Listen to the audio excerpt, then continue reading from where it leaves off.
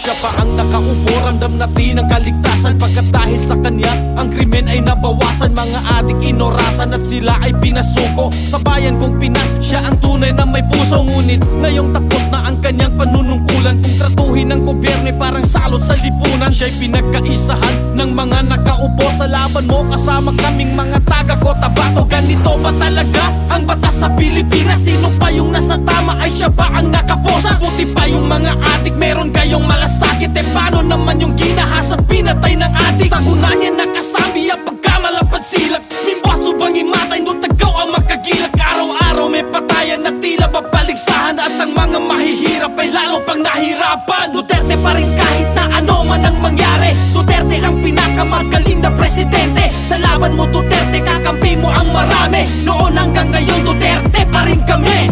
Duterte pa rin kami.